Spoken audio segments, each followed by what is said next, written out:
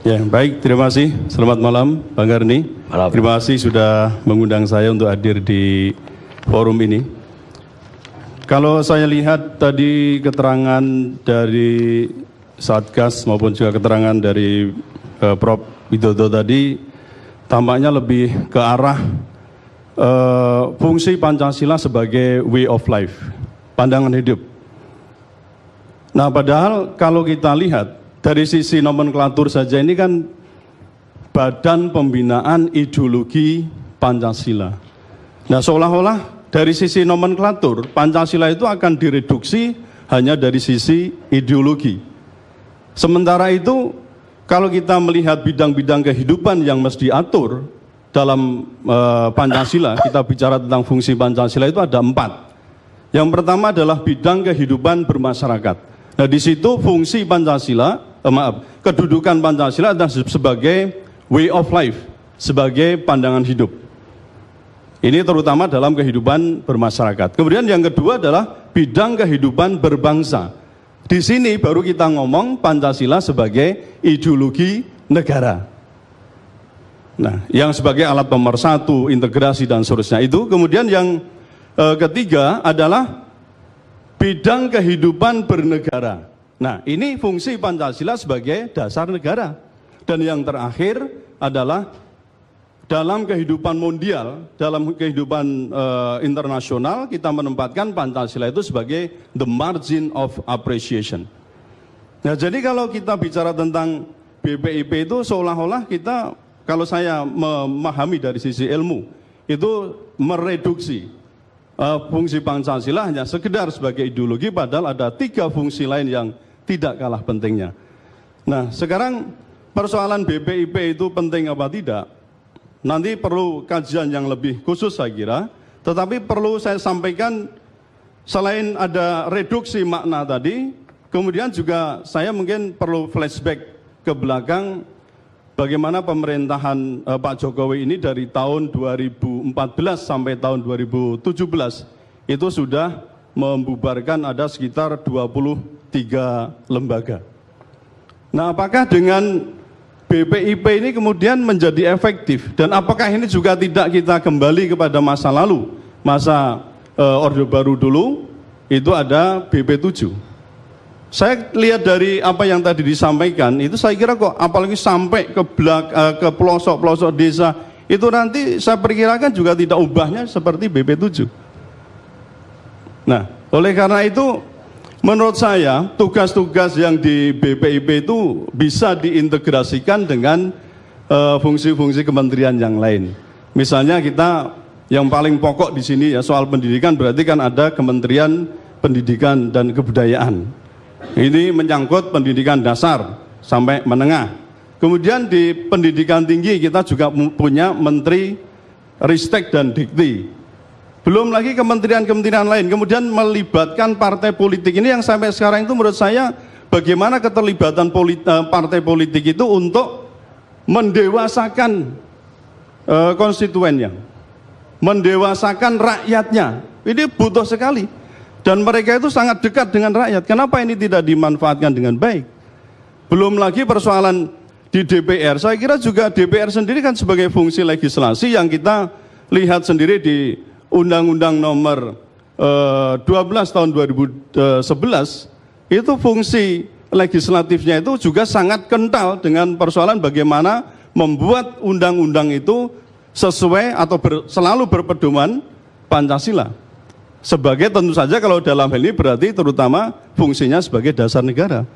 Nah, jadi itu yang kedua. Kemudian reduksi yang lain, menurut saya BPIP yang sudah, UKP, PIP sampai BPIP ini kan sudah berjalan sekitar 1 tahun.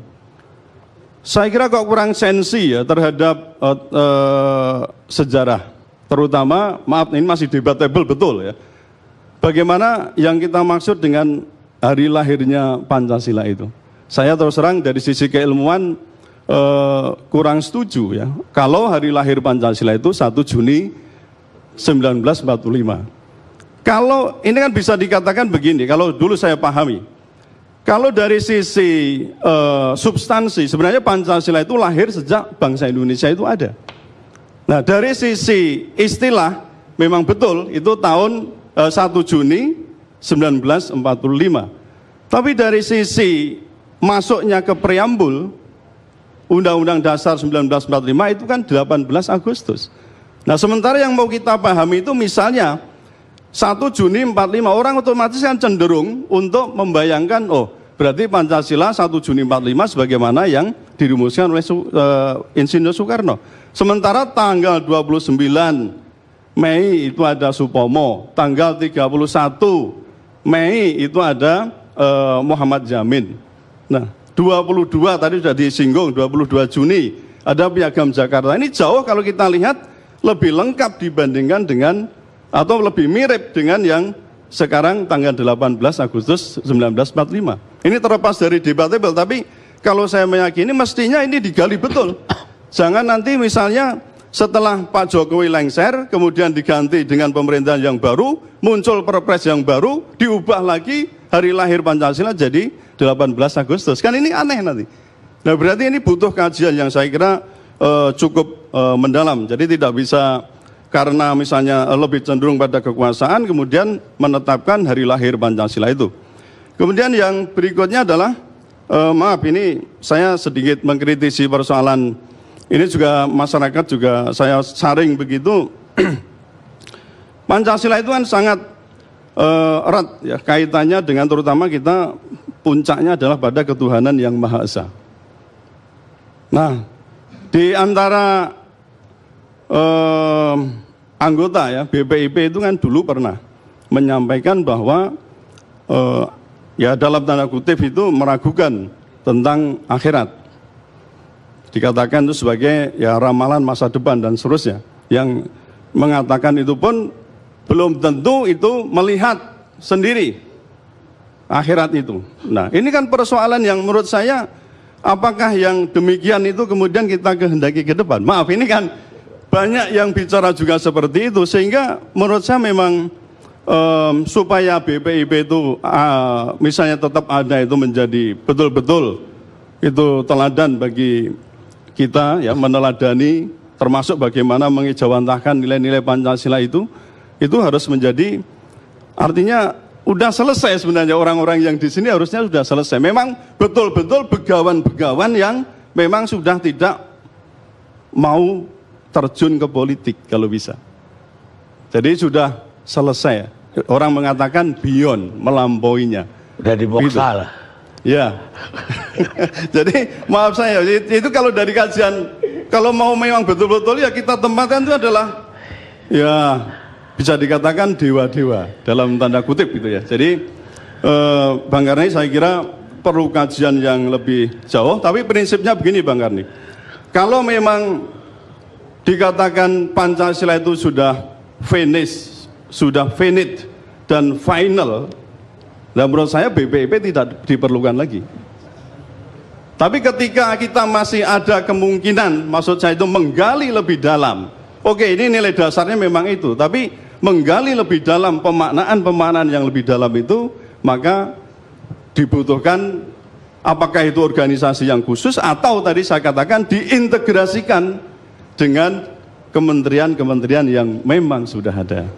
Itu Bang. Jadi tidak perlu ada lembaga khusus lagi di luar kementerian. Menurut saya tidak perlu, karena ini bisa diinkludkan atau diintegrasikan dengan kementerian-kementerian yang lain.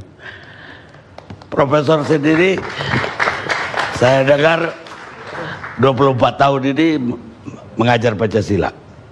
Betul, saya 24 tahun ini mengajar Pancasila, tapi beberapa hari ini memang medsos cukup diramaikan dengan nama Suteki.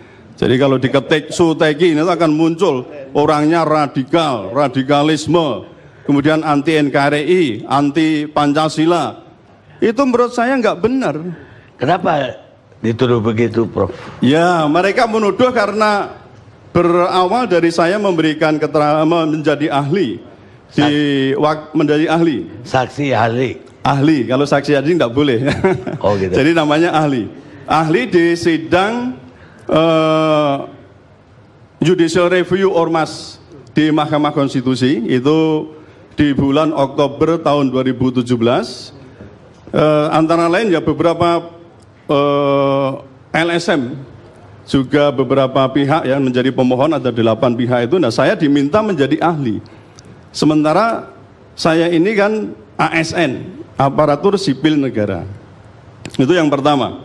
Banyak kan ASN jadi ahli di dalam persidangan. Nah, itulah yang jadi masalah itu kan begitu. Jadi saya menjadi ahli itu karena keilmuan saya. Iya. Saya banyak menulis tentang ormas, perpu ormas. Tapi memang posisi saya waktu itu yang kontra. Jadi saya menyatakan di YouTube itu yang sering dikatakan saya menolak perpu. Nah, alasannya apa? Oh, saya jelaskan di sidang itu, dan saya kira di YouTube itu masih ada sampai sekarang bagaimana saya memberikan reasoning mengapa perpu itu tidak layak untuk dikeluarkan. Nah, ini berlanjut karena kemudian maaf ini ada HTI, karena yang di salah satu ormas yang dibubarkan itu tanggal 19 Juli 2017, kemudian meminta lagi saya, maksudnya yang dari komponen-komponen yang memohon ada judicial review itu, untuk menjadi ahli di sidang PT-UN Jakarta Timur. Saya bersedia, karena apa? Ya niat saya itu baik. Karena apa? Niat saya mestinya tidak memandang siapa kemudian pihaknya. Kalau saya diminta pemerintah mungkin ya juga sama, diminta oleh ini, kebetulan yang duluan ini ormas HTI yang meminta, saya maksudnya dengan modal keilmuan saya kemudian saya sanggup untuk menjadi ahli. Nah, di situ otomatis apa? Karena ahli di situ sebenarnya posisi saya netral mestinya. Karena waktu itu saya juga ditanyai oleh penasihat hukum pihak HTI, juga ditanyai oleh pihak hukum dari pemerintah. Nah, sebenarnya kalau misalnya mengatakan, berarti Suteki mendukung HTI yang dinilai ormas radikal misalnya. Nah, sekarang misalnya saya balik, misalnya saya itu diminta oleh pihak yang terkena aspek korupsi atau terorisme misalnya, apakah otomatis saya juga menjadi pendukung dan otomatis menjadi terorisme atau koruptor? Oh, ini kan pemahaman yang saya kira di masyarakat harus dijelaskan, bahwa kami melakukan, meskipun kami ASN, karena saya juga guru besar yang pura-puranya katanya juga harus mencerdaskan kehidupan bangsa. Pura-puranya begitu Bang Karni ya. Yeah. Juga diminta untuk bagaimana memberikan andil. Siapapun sebenarnya bisa meminta pendapat ahli dari saya. Nah, itu yang kemudian jadi persoalan, sehingga seolah-olah saya itu, nah sementara kita juga lihat sendiri proses yang sekarang berkembang itu kan, HTI juga sedang melakukan banding. Nah, setelah banding bisa juga akan melakukan kasasi. Nah, berarti apa? Ini belum final, istilah dalam hukum belum inkrah. Sehingga menurut saya memang kita harus arif, bijaksana untuk menyikapi masalah ini. Karena misalnya suatu saat itu nanti pada saat kasasi umpama itu dimenangkan oleh HTI, dalam arti itu badan hukumnya tidak jadi dicabut, apa kita tidak kecelik maksud saya? Nah, jadi dalam hal ini kita sekali lagi, siapapun saya kira harus bijaksana dan arif untuk memahami masalah ini secara komprehensif. Nah, 24 tahun saya itu menjadi pengajar Pancasila, juga pengantar ilmu hukum itu, baik di Akpol, di Akmil, kemudian di Fakultas Hukum itu berapa ribu mahasiswa yang sudah saya didik Pancasila. Kenapa saya masih dikatakan saya itu anti NKRI, saya itu anti Pancasila? Saya tanya, I wonder. Saya heran bagaimana saya menerapkan, mengajarkan. Sekarang mungkin bisa diteliti kalau begitu. Saya balik tanya itu yang saya didik sekian ribu orang itu di mana? Apakah betul saya mengajarkan pada mereka bahwa itu Pancasila atau anti Pancasila dan seterusnya. Begitu Bang Erni. Apa akibatnya? Akibatnya yang setelah dianggap anti NKRI. Nah, ini saya di Undip kan sedang ada sedikit masalah. Jadi saya sudah menjalani sidang kode etik karena ya dugaan-dugaan seperti itu. Saya menulis di Facebook dan seterusnya yang memang agak bisa dikatakan cukup, orang mengatakan cukup tajam. Tapi semua itu ada reasoningnya. Jadi landasan hukumnya tentu saya siap untuk mempertanggungjawabkan itu. Kemudian Mestinya besok pagi ini saya juga menjalani sidang disiplin pegawai. Karena dinilai waktu saya memberikan keterangan ahli itu tidak izin institusi, padahal saya ini ASN. Nah waktu itu saya katakan di depan sidang PT UN itu dengan hakim, memang penasihat hukum dari pemerintah menyatakan apakah saudara membawa surat tugas? Saya katakan maaf, saya tidak membawa surat tugas karena saya adalah pribadi. Kemudian hakim menimpali, saudara penasihat hukum untuk menjadi ahli itu tidak perlu harus ada surat tugas. Yang penting usernya atau yang mengundang itu percaya bahwa dia ahli, kemudian kami yakin ahli, saya sumpah dengan Quran, keterangannya sudah menjadi alat bukti. Jadi dengan demikian kan sebenarnya posisi saya sebenarnya tidak bisa kemudian ya maksud saya sampai ke masalah besar ini. Jadi saya ini terus terang ya gimana ya, saya sebagai seorang guru besar mau saya itu juga ikut andil meskipun posisi saya itu mungkin menjadi pengkritik pemerintah. Tapi saya berpikir di open society itu kan terbuka dua hal, membangun bisa dengan larut di dalam pemerintah atau dalam posisi sebagai kritikus. Nah kritikus itu mestinya kalau memang kita itu kebinekaan, berarti ada kebinekaan ya jangan dianggap sebagai enemy, jangan dianggap sebagai musuh. Saya pun ingin membangun Indonesia itu menjadi lebih baik ya. Terima kasih Bang Anu. Ikut prihatin Prof. Terima kasih Bang. Saksi atau ahli di persidangan pun bisa jadi persoalan ternyata di negeri kita.